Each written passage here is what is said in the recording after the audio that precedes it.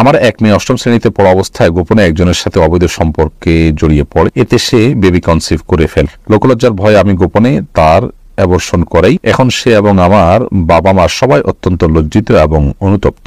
আল্লাহর কাছে খাঁটি মনে তওবা করেছি। এখন তাকে আমার জিনার শাস্তি দিয়ে পবিত্র করতে চাই। আমরা জিনার শাস্তি পবিত্র করতে চাই যেন সে আখিরাতে আল্লাহর পাকড়াও থেকে বেঁচে যায়। এ বিষয়ে ইসলামী দৃষ্টিভঙ্গি আপনার কাছে জানতে চাই। বাচ্চা দুধ খেলে মায়ের অজু ভাঙবে কিনা? কোন লোক তার স্ত্রী থাকার পর একাধিক মেয়ের সাথে কথা বলেন, সম্পর্ক রাখার চেষ্টা করেও ফেরানো যাচ্ছে না, স্ত্রী হিসেবে করণীয় কি? বিয়ের পর কি কোনো ছেলের জন্য আগের গার্লফ্রেন্ডের সাথে কথা বলা হালাল হবে বইয়ের অনুমতি ছাড়া? বাবা মা কোনো অন্যায় করলে বা গুনাহ করলে সন্তানের উপর কি কোনো প্রভাব পড়ে? পারিবারিকভাবে বিয়ে ঠিক হওয়ার পর মেয়ের সাথে ফোনে কথা বলা যাবে কিনা? নামাজে সালাম ফেরানোর সময় পাশে থাকা আয়নার দিকে চোখ গেলে কি গুনাহ হবে? আমার স্বামী মারা গিয়েছেন, আমি দ্বিতীয় বিয়ে করতে চাই, কিন্তু কিয়ামতের দিন আমি প্রথম স্বামীর সাথে থাকতে চাই, এটা কি হবে?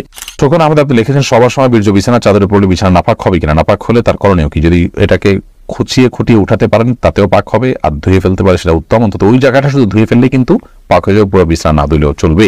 একাম বাহাদুর হাওলাদার আপনি লিখেছেন বাচ্চা দুধ খেলে মায়ের অজু ভাঙবে কিনা? না, বাচ্চা দুধ খেলে মায়ের অজু ভাঙবে না। কাজী ফাতেমা লিখেছেন কোন লোক তার স্ত্রী থাকার পর একাধিক মেয়ের সাথে কথা বলেন, সম্পর্ক রাখার চেষ্টা করেও ফেরানো যাচ্ছে না, স্ত্রী হিসেবে করণীয় কি? স্ত্রী হিসাবে নিজেকে পরিপাটি রেখে যথাসম্ভব তার মধ্যে যদি কোনো প্রকার অভাব থাকে, শূন্যতা থাকে, সেটা দূর করার চেষ্টা করা উচিত।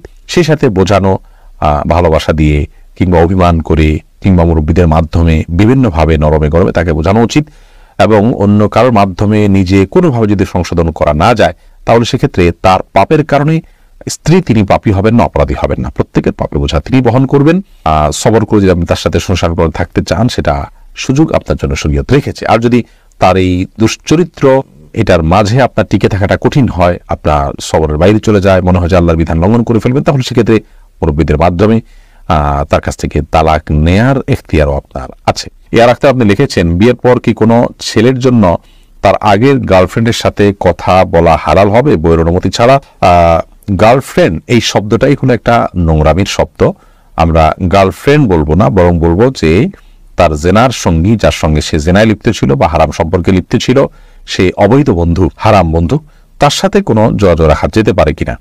তো বিয়ের পর হোক আর বিয়ের আগে হোক, কোনো মেয়ের সাথে কোনো ছেলে যদি হারাম সম্পর্ক থাকে, তাহলে সেই মেয়ে হোক আর ছেলে হোক, একজন অন্যজনের সাথে হারাম এটা বুঝতে পারার পর, তওবা করার পর, ফিরে আসার পর পুনরায় যোগাযোগ করা এবং সেই হারাম বন্ধু সুলভ যে যোগাযোগ আছে সেটা করা তাদের জন্য জায়েজ নয়।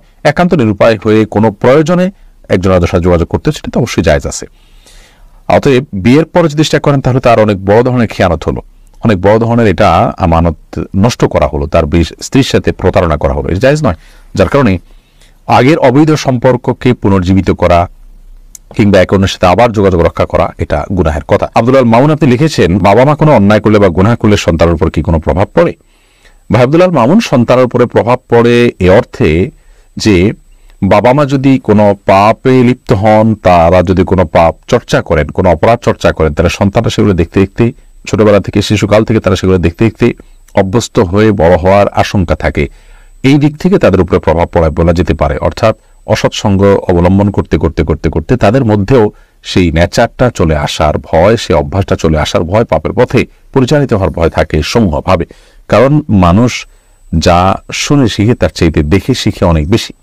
শিশুদের মধ্যে এই প্রবণতাটা আরো অনেক বেশি। এই জন্য বাবা মা কোনো পাপ করলে এ অর্থে সন্তান প্রভাবিত হতে পারে যে তাদের সে পাপ দেখতে দেখতে সন্তানরাও সে পথে পরিচালিত হওয়ার সমূহ আশঙ্কা আছে। আর যদি প্রভাবিত হওয়া বলতে আপনি এই বোঝান যে স্পিরিচুয়াল কোনো ক্ষতি, অর্থাৎ অন্তর্নিহিত কোনো ক্ষতি আছে, যেমন বাবা মা পাপ করবেন আর তার জন্য পাপের বোঝা সন্তানের উপরে পড়বে, বা অনেক সময় বলা হয় যে বাবা মা পাপ করছেন সেজন্য গর্ভস্থ সন্তান নষ্ট হয়েছে, খারাপ হয়েছে, এটা হয়েছে, সেটা হয়েছে, তাহলে সেটা সঠিক নয়। কারণ আল্লাহ তাআলা বলেছেন একজনের পাপের বোঝা অন্যজন বহন করবে না। বিধায় এ অর্থে সন্তান পিতামাতার পাপের কোনো বোঝা বহন করবে না এবং তার প্রভাব তার উপরে পড়বে না, প্রত্যেকের পাপের বোঝা তাকেই পাবে। ফয়সাল হোসেন আপনি লিখেছেন পারিবারিকভাবে বিয়ে ঠিক হওয়ার পর মেয়ের সাথে ফোনে কথা বলা যাবে কিনা?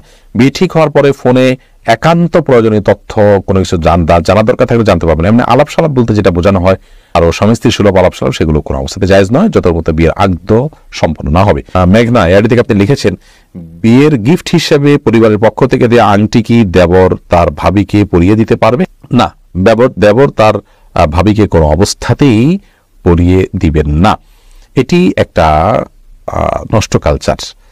আমাদের সমাজে দেবর ভাবির সম্পর্কটাকে মনে করা হয় যে একে অন্যের সাথে খুনসুটি করবে, একে অন্যকে আপনার এই যে আংটি পরিয়ে দেয়া ইত্যাদি এগুলো করবে, এগুলো জায়েজ নয়। ইসলামের দৃষ্টিকোণ থেকে এগুলো হারাম, এবং এই কাজগুলোর মাধ্যমে হাজারো অনাচারের দুয়ার উন্মোচিত হয়, খোলে। আমরা সর্বনাশ হওয়ার পরের পরে আফসোস করে আক্ষেপ করি।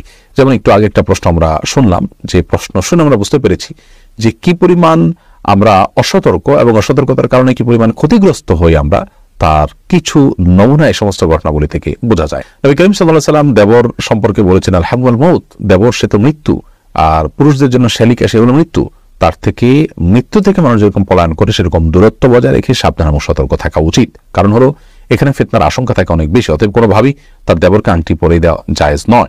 তার জন্য পর্দা বিধান ফরজ বিধায় এটা যদি একান্ত আংটি পরাতে হয় তাহলে সেক্ষেত্রে পুরুষকে পরাবে, নারীকে পরাবে, এবং মাহরাম কেউ পরাবেন, ভাবি দেবরকে নয়, দেবর ভাবিকে নয়। সাদি আপনি লিখেছেন, নামাজে সালাম ফেরানোর সময় পাশে থাকা আয়নার দিকে চোখ গেলে কি গুনাহ হবে? অনিচ্ছাকৃত চোখ চলে গেছে, তাহলে সাথে সাথে আপনি নিজেকে ফেরত নিয়ে আসতেন, তাতে গুনাহ হবে না। কিন্তু ইচ্ছাকৃতভাবে আয়না দেখা, কোনো কিছু দেখা, এটা জায়েজ নয়। কারণ আপনার দৃষ্টি তো আপনার সালাতের যে এরিয়া নিচের দিকে নিবদ্ধ থাকার কথা, আপনার সেখানে ডানে বামে উপরে নিচে যাওয়ার কথা না। যদি যায় তাহলে সেক্ষেত্রে এটা সালাতের জন্য একটা ত্রুটি, এবং সালাত যথাভাবে আপনি আদায় করলেন না। অনিচ্ছাকৃতভাবে একবার হঠাৎ করে চলে গেছে, সাথে সাথে আপনি ফেরত নিয়ে আসছেন, তাতে ইনশাআল্লাহ গুনাহ হবে না। মৃধা মানিক লিখেছেন, সবার পর বিছানার চাদর পরিবর্তন না করে ওই বিছানার চাদরের উপরে অন্য কোনো সময় জানামাজ দিয়ে নামাজ পড়া যাবে কিনা? সবাসের পর বিছানার চাদর পরিবর্তন না করে, জি। যদি নাপাক পড়ে থাকে তাহলে সেটা পাক করার তো ভেরি ইজি। ওই জায়গাটা ধুয়ে ফেললে পাক হয়ে যাবে, বা খোঁচায় উঠে ফেললেও পাক হয়ে যাবে, বা বিছানার অন্য পাশে দাঁড়িয়ে আপনি নামাজ পড়তে পারেন। আর জানামাজ বিছানায় নামাজ পড়লে তো নামাজ হবে, কোনো অসুবিধা নেই।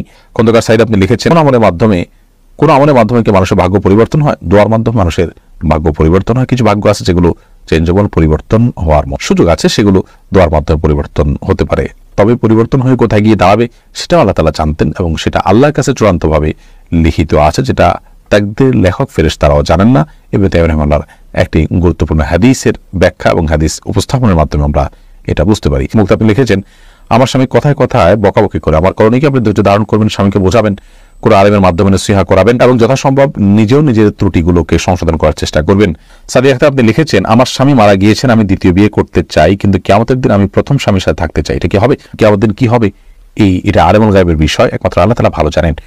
আমাদের দুনিয়ার আশা আকাঙ্ক্ষা আমরা যেভাবে লালন করি, মৃত্যুর পর আমাদের হুবহু এরকমই থাকবে, ব্যাপারটা কিন্তু সেরকম না। বিধায় আপনার যদি নিজের চরিত্র হেফাজত করাটা প্রশ্ন সাপেক্ষ বিষয় হয়, তাহলে সেক্ষেত্রে আপনি বিয়ে করাটাই উত্তম। বিশেষ করে একজন জীবনসঙ্গী এটা খুবই প্রয়োজন হয় বেঁচে থাকার জন্য।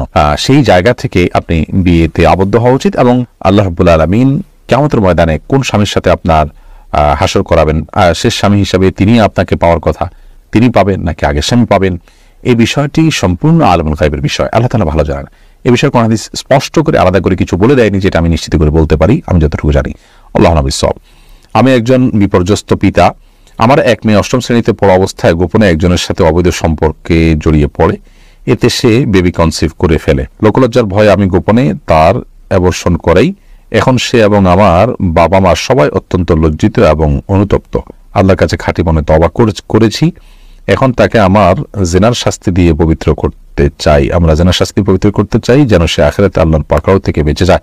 এ বিষয়ে ইসলামী দৃষ্টিভঙ্গি আপনার কাছে জানতে চাই। প্রথম কথা হলো ভাই, জিনার শাস্তিটা ব্যক্তি পর্যায়ে আমরা কার্যকর করব না, বরং এরকম পরিস্থিতিতে সে এবং পুরো পরিবার আল্লাহ তাআলার কাছে লজ্জিত হয়ে এবং হারামের পথ থেকে সরে এসে আর যেন কখনো এই ভুলটা না হয় সেজন্য আল্লাহর কাছে দৃঢ় প্রতিজ্ঞা করা উচিত এবং দৃঢ় প্রত্যয় ব্যক্ত করা উচিত।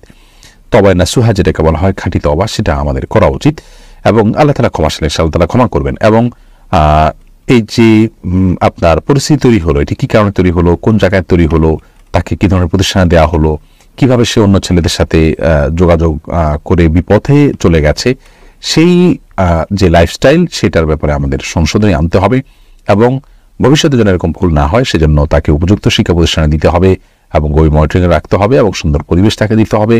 হারামের পরিবেশ থেকে তাকে বাঁচানোর জন্য আপ্রাণ চেষ্টা করতে হবে।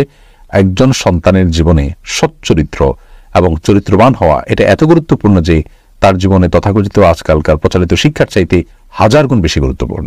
একজন অভিভাবক যখন এটাকে অনুভব করতে পারবেন, বুঝতে পারবেন, তখন ইনশাআল্লাহ বিধানে কোনো সমস্যা এমনিতে দূর হবে। বাকি কথা হলো যে জেনার শাস্তি আমি নিজে থেকে কার্যকর করার সুযোগ নেই। এরপরে আবু হানিফ রাজু আপনি লিখেছেন, অনেক সময় দেখি কবর দেওয়ার পর কবরের 4 কোণে 4টা খেজুর গাছের ডাল পুঁতে দেওয়া হয় এবং নির্দিষ্ট সূরা তেলাওয়াত করা হয়। এর কি কোনো ভিত্তি আছে? না থাকলে মায়েদের মায়েতকে কবরস্থ করার পরে কি করা উচিত?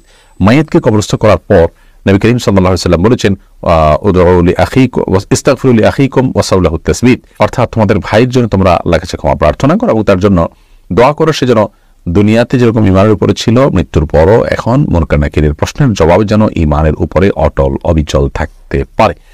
তো সেজন্য আমাদের উচিত হলো, আমাদের কর্তব্য হলো ইমানদার হিসাবে, ভাই হিসাবে, বোন হিসাবে কোনো ব্যক্তির মৃত্যুর পর তার জন্য, মৃত্যুর পর দাফনের পর, জানাজার পর, দাফন করার পর, কবর দেওয়ার পর কিবলামুখী তার জন্য আল্লাহর কাছে দোয়া করে যে আল্লাহ আপনি তাকে মাফ করে দিন এবং তাকে অটল অবিচল রাখুন ইমানের উপরে যেমন তিনি দুনিয়াতে ছিলেন।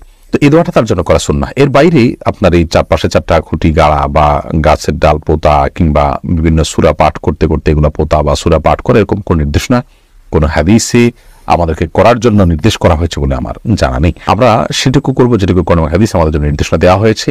আর মন গড়া কোনো কিছু আমরা যদি করি তাহলে সেটি কোনো কোনো ক্ষেত্রে বেদাতে পর্যবসিত হতে পারে এবং সুন্নাহ দ্বারা সাব্যস্ত না সেরকম কাজকে শরীয়তের কাজ, ইসলামের কাজ হিসেবে আমরা মনে করে করব না, বরং এটা করার মধ্যে গুনাহের আশঙ্কা আছে। এরপরে যে হিমের আপনি লিখেছেন, গলার নিচের অংশের চুলগুলো কি দায়ের অংশ? এগুলো একেবারে যেগুলো গলার কণ্ঠনালীর উপরে সেগুলো দায়ের অংশ নয়, কিন্তু থুতনির অংশ যেগুলো আছে সেগুলো আপনি চাচবেন না, সেগুলোকে রাখবেন। কিন্তু গলাতে যেগুলো, এই গলার মধ্যে যদি থাকে, কণ্ঠনালীর মধ্যে থাকে, সেগুলো দায়ের অংশ নয়। এ বিষয়ে একটা আলাদা ক্লিপ আমাদের আছে, বিস্তারিত সেখানে বলা আছে, দেখে নেবেন।